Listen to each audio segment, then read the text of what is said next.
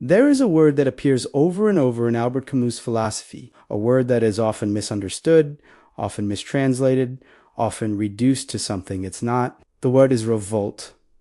Not revolution, not rebellion, not rage, revolt. And for Camus, this is not a political strategy or a violent uprising or a temporary emotional outburst. Revolt is a way of being, a posture toward existence, a permanent stance you take when you vest in the absurd clearly and refuse to be crushed by it. Revolt is what separates the absurd hero from everyone else. It's what transforms consciousness of meaninglessness from a source of despair into a source of freedom. It's the daily practice of saying no to the absurd while simultaneously saying yes to life. And if you don't understand revolt, you don't understand Camus. So let's understand it. Let's go deep into what it means to revolt in a meaningless universe. First, we need to be absolutely clear about what revolt is not. Revolt is not hope. This is crucial. Hope says, things are bad now, but they will get better. Hope says, I'm suffering now, but this suffering has purpose. Hope says, the universe will eventually make sense. Justice will prevail. Meaning will be revealed. Hope differs. It points toward a future redemption, a coming salvation, a moment when everything will finally be okay. And Camus rejects this absolutely, because hope is a form of escape. Hope is a way of not facing the present reality. Hope says you do, I have to fully accept the absurd because something will come along to dissolve it. God will appear, history will vindicate you, death will be followed by heaven. But revolt says, no, there is no redemption coming. This is it, this moment, this life, this universe that will never answer your questions, and I will live fully anyway. Revolt is also not despair. Despair says, nothing matters, so why bother? Despair looks at the meaninglessness and surrenders. It withdraws. It stops engaging. It says, if life has no cosmic purpose, I might as well not live at all. Despair is the mirror image of hope. Hope escapes into an imagined future. Despair escapes into a kind of living death, a refusal to participate. But revolt refuses both. Revolt stands in the present, fully conscious of meaninglessness, and engages anyway. Not because there's hope for something better, not because despair is justified, but because engagement itself, the act of living fully and consciously, is the only authentic response to the absurd, and revolt is definitely not violence. At least not primarily. Yes, Camus wrote about political revolt, about resistance to oppression, about the French resistance during World War II. But the revolt we're talking about here, existential revolt, is not about overthrowing governments or killing tyrants. It's about something more fundamental. It's about refusing to accept the verdict of meaninglessness. The universe says, you don't matter. Revolt says, I will act as if I do. The cosmos says, nothing you do has significance. Revolt says, I will create significance through my choices. Reality says, you are alone, temporary, and forgotten. Revolt says, I will live with passion, intensity, and consciousness. Despite that, revolt is the permanent no to nihilism, the refusal to be defeated by indifference. So what does revolt actually look like? What does it mean in practice? Camus gives us a formula, 3 elements that constitute revolt: lucidity, refusal, and passion. Let's break each one down. Lucidity means seeing clearly, no illusions, no comforting lies, no looking away from the hard truths. You must see the absurd for what it is. The collision between your need for meaning and the world's as silence. You must acknowledge that life has no inherent purpose, that you will die, that the universe doesn't care about you. You must face this without flinching, without softening it, without pretending it's something else. Lucidity is brutal honesty with yourself about your condition. And this is hard. Most people spend their entire lives avoiding lucidity. They stay V's, they believe comfortable stories, they distract themselves. But revolt begins with seeing. You cannot revolt against something you refuse to acknowledge. The second element is refusal. Once you see the absurd clearly, you must refuse to accept it as the final word. You'll say no. Not a no that expects to win, not a no that believes the absurd will disappear, but a permanent, ongoing no that defines your existence. The absurd says life is meaningless. You say, I refuse to live as if it is. The absurd says nothing matters. You say, I refuse to act as if nothing matters. The absurd says, you are powerless. You say, I refuse to be powerless. This refusal is not based on hope. It's based on dignity, on the recognition that you are a conscious being capable of choice, and no cosmic indifference can take that from you. You refuse to surrender. You refuse to be crushed. You refuse to accept that the universe's silence is stronger than your voice. The third element is passion. This is where revolt becomes life-affirming rather than life-denying. Passion means living intensely, feeling deeply, engaging completely. You don't withdraw from the world because it's meaningless. You dive into it more fully precisely because it's meaningless. Every moment becomes precious because you know it's temporary. Every experience becomes valuable because you know it's finite. Every relationship becomes meaningful because you know it will end.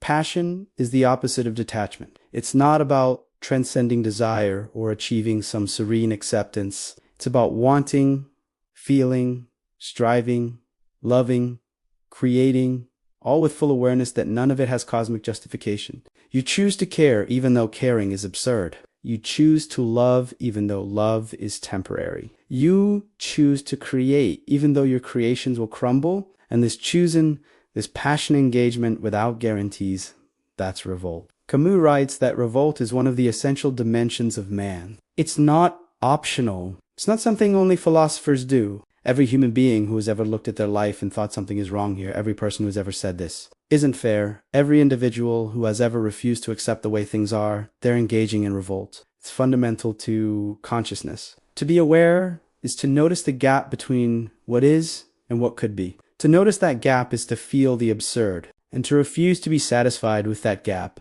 to want something more, something better, something different. That's the seed of revolt. Most people experience this as frustration or anger or restlessness, but Camus says we should embrace it. Make it conscious, make it central, build your entire way of being around this refusal to accept the unacceptable. But here's where it gets subtle. Revolt is not a one-time decision. It's not something you achieve and then you're done. Revolt is a daily practice, a constant every morning you wake up and the absurd is still there. The meaninglessness hasn't gone away.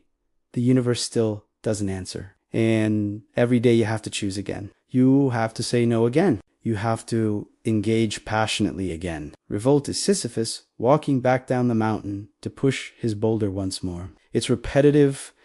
It's exhausting. It never ends. But that's precisely what makes it heroic. Anyone can revolt once in a moment of inspiration. The absurd hero revolts continuously, permanently, without hope that the revolt will ever succeed in changing the fundamental nature of reality. And this is where Camus differs from revolutionaries and utopians. A revolutionary says, I will fight to change the world, and one day the world will be just. Camus says, I will fight knowing the world will never be perfectly just. A utopian says, I have a vision of the perfect society and I will work toward it. Camus says, there is no perfect society, but I will work to reduce suffering anyway. The difference is subtle but crucial. The revolutionary's action is justified by the future goal. Camus' revolt is justified by nothing except the act itself. You don't revolt because it will succeed. You revolt because revolt is the only authentic response to the absurd.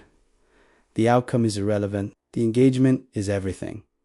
This has profound implications for how you live. If you embrace revolt, you stop waiting. You stop deferring happiness until circumstances are perfect. You stop saying, I'll really live once I achieve this goal, once I find the right person, once I make enough money, once the world makes sense. Because the world will never make sense. Circumstances will never be perfect. And waiting for permission from the universe to live fully is a form of surrender. Revolt says, I don't need permission. I don't need ideal conditions. I don't need cosmic validation. I will live now intensely with what I have in full awareness that it's not enough and never will be. And that's okay. That's life. That's the human condition. And I embrace it. Revolt also changes your relationship to failure and suffering. If you're living for some ultimate goal, some final redemption, then every setback is a tragedy. Every failure means you're farther from salvation. Every moment of suffering is wasted time. But Revolt says there is no final goal. There is no salvation. Suffering is not moving you away from anything because there's nowhere to arrive. So suffering just is failure, and your job is not to avoid them or transcend them, but to experience them consciously, to refuse to be destroyed by them, to say no, even in the midst of pain.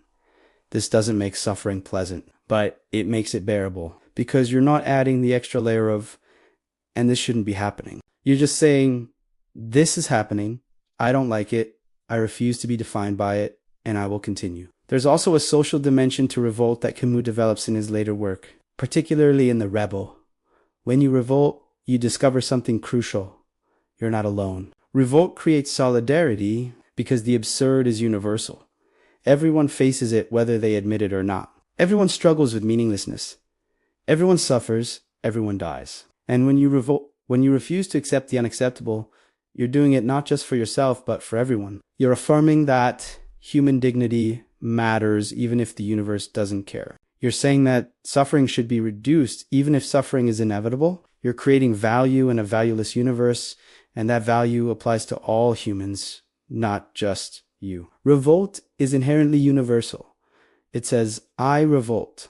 Therefore, my refusal to be crushed by the absurd is also a refusal to let others be crushed. My fight for meaning is also a fight for your meaning. This is why Camus was so opposed to violence in the name of ideology. If you revolt for all humans, you cannot justify killing humans for an abstract cause. You cannot say, I will murder these people today so that future people can be happy, because that sacrifices real, present humans for an imagined future. It treats people as means to an end. But Revolt says, every person matters now, not because of their potential contribution to some grand historical narrative, but because they are conscious beings facing the absurd just like you. To kill them is to deny the very solidarity that revolt creates.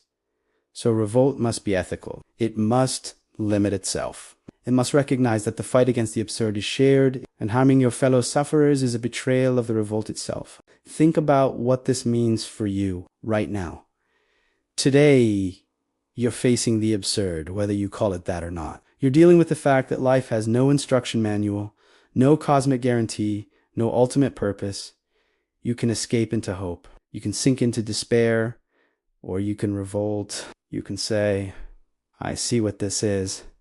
I refuse to be defeated by it, and I will live with passion anyway. Not because I'll be rewarded, not because it will all make sense eventually, but because revolt itself is meaningful. Because the act of refusing to surrender is inherently valuable. Because saying yes to life in a universe that offers you nothing is the most human thing you can do. Revolt is not easy. It's not comfortable. It offers no consolation, but it offers something better than consolation. It offers freedom. The freedom that comes from no longer needing the universe to validate you. The freedom that comes from creating your own values in full awareness that they're not cosmically endorsed. The freedom that comes from pushing your boulder not because you have to, not because you hope it will stay at the top one day, but because pushing it is your choice, your act, your revolt.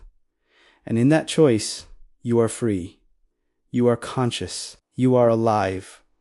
You are human. So here's my question for you. What are you revolting against?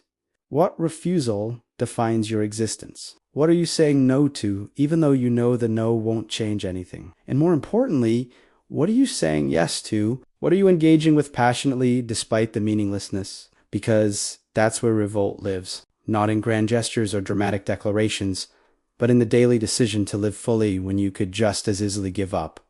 That's the revolt. That's the heroism. That's the only honest response to the absurd.